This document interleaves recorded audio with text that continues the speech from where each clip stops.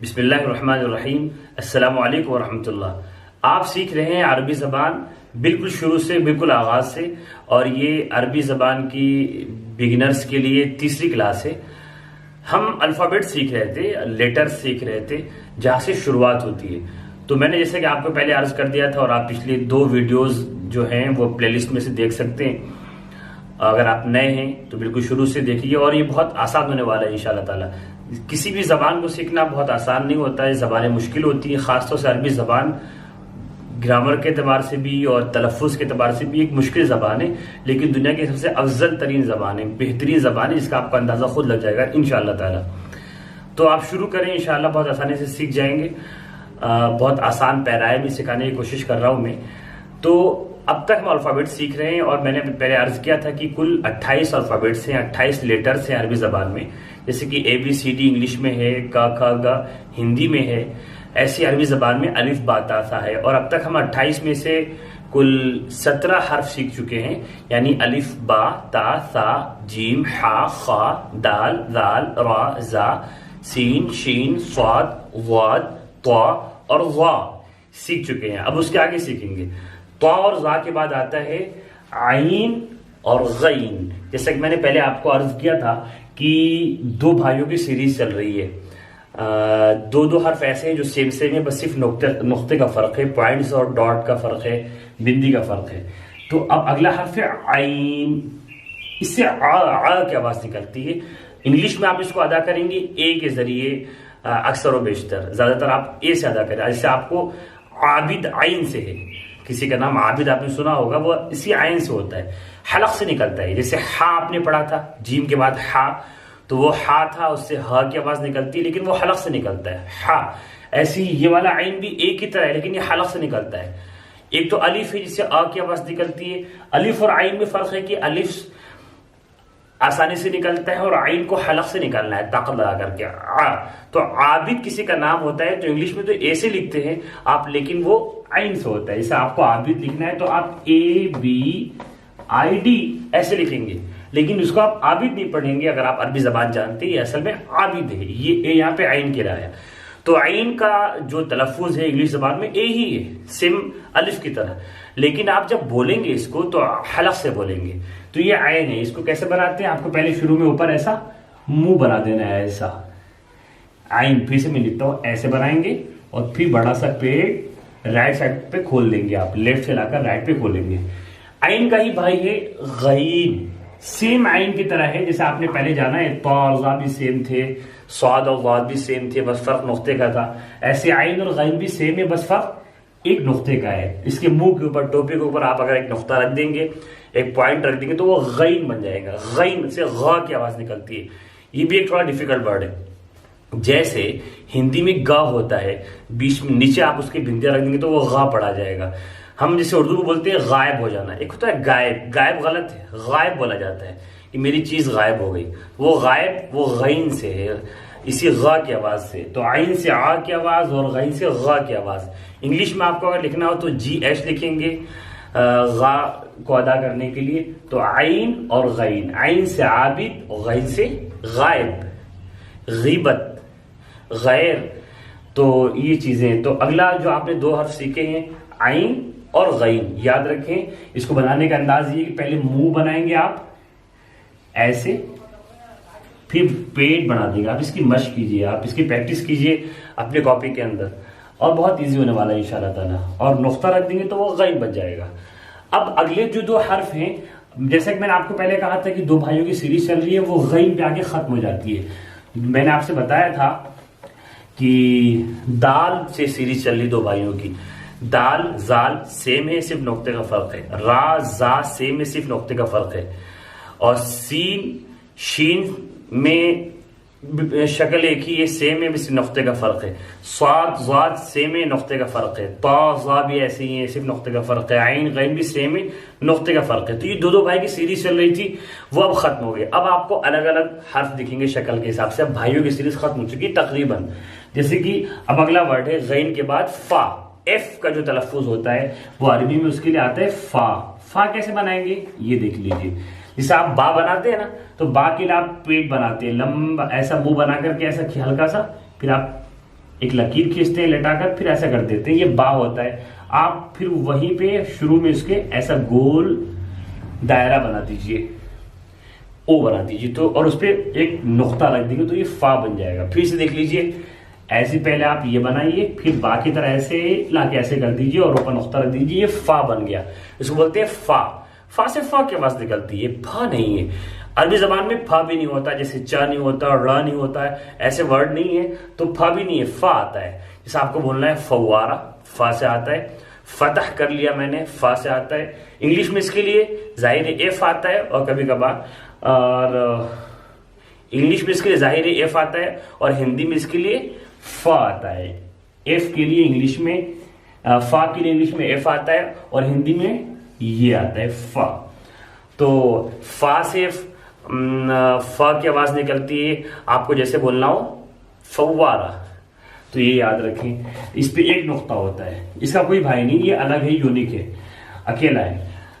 अगला वर्ड है, दो वर्ड हम सीखेंगे अगले, वो भी आप भाई कह सकते हैं आप। एक है काफ, शक्ल में तो भाई नहीं है लेकिन आवाज में भाई की तरह है। एक है काफ और एक है काफ। आपने देखिए फा में और काफ में फर्क है। फा में एक नुक्ता होता है, काफ में दो नुक्ते ऊपर होते हैं। और बनाने में फर्क ये है कि ऊपर तो शुरू में दोनों में गोल बनता है, लेकिन फा में आप लेटा देते हो अगली लकीर को, लाइन को। काफ में आपको पेट बनाना है गोल, ऐसे। तो ये आप ऐसे बनाएंगे काफ, जैसे आप गोल बनाए, फिर आपने ऐसा पेट गोल कर दिया और दो नुक्ते रखने हैं। फा पे एक नुक्ता होता है, काफ पे दो नुक्ते, तो यह काफ है। काफ मतलब वो जो क की आवाज होती है हिंदी जबान में नीचे नुक्ते के साथ, तो काफ।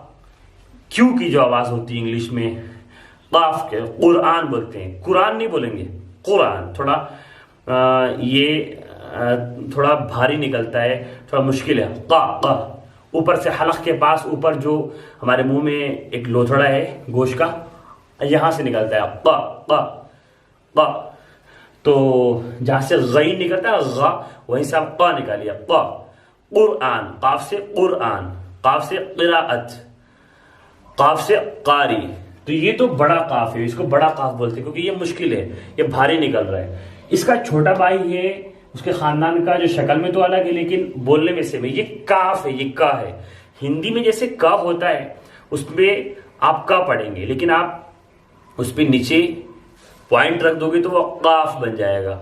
जो फर्क इंग्लिश में के और क्यू का है, वो फर्क अरबी में काफ और काफ का है। शक्ल में बहुत डिफरेंस है, शक्ल में फर्क है। शक्ल काफ के आपने देख ली नुक्ते के साथ होता है, काफ पे नुक्ता नहीं होता है, एक नई चीज होती है। देखिए आपको अलिफ बनाना है और अलिफ बनाकर ऐसे फिर खींच देना है बा की तरह और फा की तरह, तो ये काफ बन जाता है। काफ में एक चीज डालनी होती है, मैंने ये बनाया ऐसा आप लगा दीजिए या फिर ये लगा दीजिए, दो चीज में से कोई एक डंडी ऊपर लगती है या ये लगता है, तो काफ बन जाता है। आपने बड़े काफ को सीख लिया, छोटे काफ को फिर से सीखिए। आप अलिफ बनाएंगे ऐसे, अलिफ, और फिर इसको ऐसे लेके चले जाना है और बीच में ऐसे ये बना देना है, ये बना दीजिए। या अगर आप ये नहीं बना रहे हो तो आप फिर एक लकीर, एक डंडा आप ऊपर डाल दीजिए, ये काफ है। एक बार फिर सीखें, अलिफ बनाओ, ऐसे लेके आओ और डंडा, ये काफ है। इसे का की आवाज निकलती है। काफ से जैसे आपको बोलना हो कि कौवा, क से कौवा, क से काव, तो वो बड़ा काफ था और ये छोटा काफ है। तो आपने सीख लिया अब तक आइन, गैन, फा, काफ और काफ। अगला वर्ड है ला, एल वाला, जिसको इंग्लिश में एल होता है, ला की आवाज निकलती है, हिंदी में ला आता है। उसके लिए अरबी में आता है लाम। ला की आवाज के लिए जो लेटर आते हैं, जो हर्फ आते हैं, उसको लाम बोलते हैं। आप अलिफ बनाएंगे और फिर गोल कर देंगे, लाम। देखिए एक बार हमें आखिर में फिर से पूरा जबानी याद करना है, इसको बाय हार्ट याद करना है।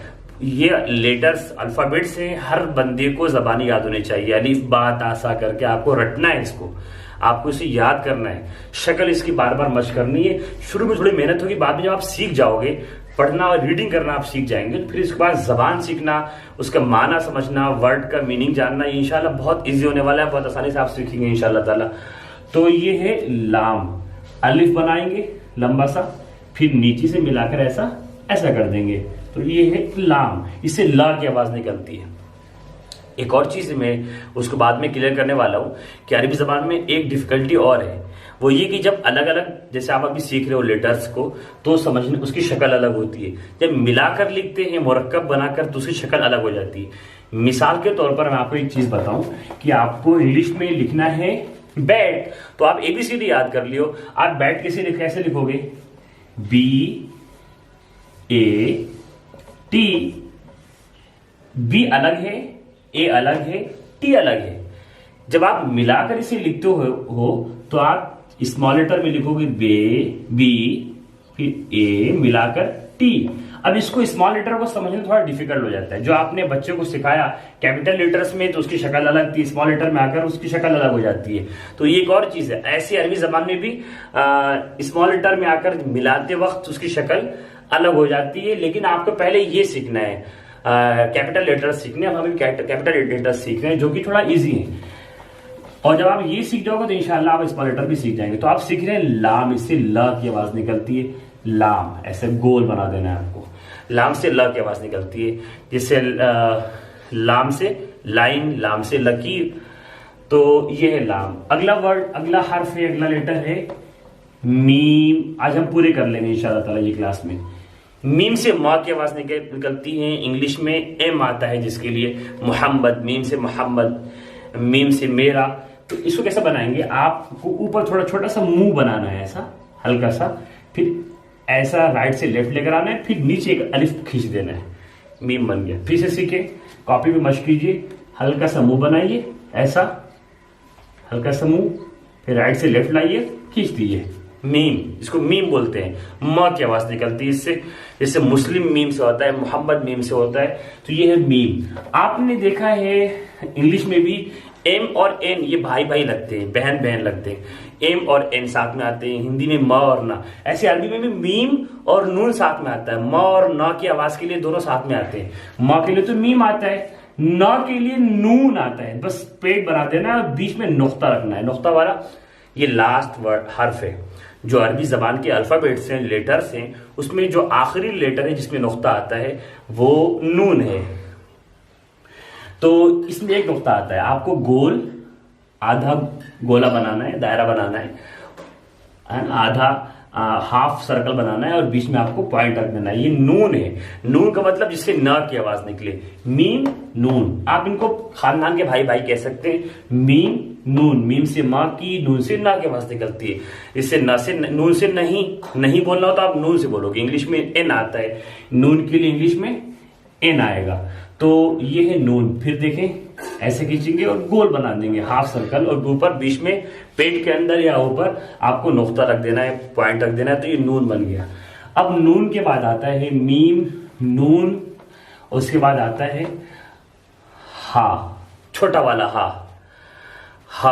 हा की जो आवाज होती है, जिसे आपने सीखा है हा बड़ा वाला, उससे हलफ निकलता है। उसका जो छोटा भाई है आवाज के हिसाब से वो हा है, जिसके लिए इंग्लिश, हिंदी में हा आता है और इंग्लिश में एच आता है, अरबी में उसके लिए हा आता है। इजी है, ऐसा बना देना है आपको। बस ये ऐसे ऐसे, बस आपको लेफ्ट से ऐसे राइट लेके आना है, फिर नीचे गोल करके ऐसे कर देना है। ये हा बन गया। हा से हमारा, हा से हादा अरबी में, तो ये है हा। उसके बाद अब बचे सिर्फ 2 लेटर्स। आप 26 लेटर सीख चुके हैं, आज 9 हमने सीख लिए।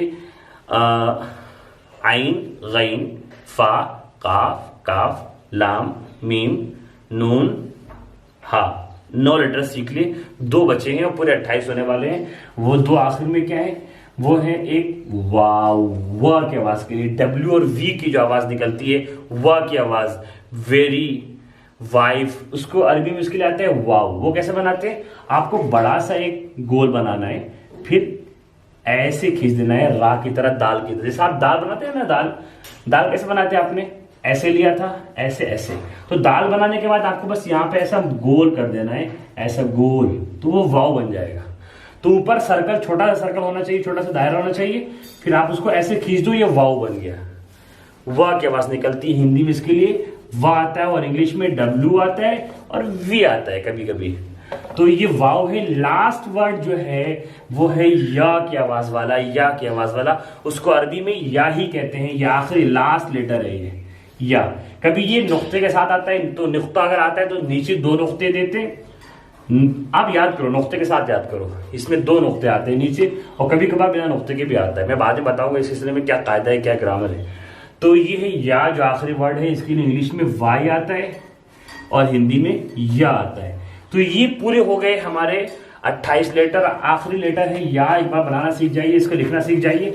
आपको ऐसे मुंह बनाना है बड़ा सा, जैसे आपने आइन में बनाया था ना, आइन में ऐसा कर दिया था, तो आइन में आपको मुंह आपने छोटा बनाया था, पर इसका मुंह बड़ा होगा। ऐसा मुंह बड़ा होगा। फिर घुमा के आपको पेट बना देना है ऐसा, और नीचे आपको रख देनी है 2 नुक्ते। तो ये हो गया या। तो आपने कुल 28 हर्फ सीख लिए हैं माशाअल्लाह, अल्लाह की मदद से। आप उसको रिपीट कर लीजिए। अलिफ बा ता सा, जीम हा खा, दाल दाल, रा जा, सीन शीन, स्वाद ज़ा, ता ज़ा, फा काफ काफ, लाम मीम नून हा वाव और या। ये 28 लेटर आप सीख चुके। ये बहुत अहम सबक था। बिल्कुल बिगिनिंग में ये आपको लेटर सीखने होते, अल्फाबेट सीखने होते, वो आप सीख चुके हैं। एक बार बराए मेहरबानी आप इसको लिख लीजिए, एक बार लिख कर सीख लीजिए और इसको रट लीजिए। जब आप रट लेंगे इंशाल्लाह अगली क्लास हम फिर मुरक्कबात सीखेंगे, मिलाकर लिखना सीखेंगे, और फिर उसके बाद फिर शुरू हो जाएगी रफ्तार तेजी के साथ क्लास की। अस्सलाम वालेकुम।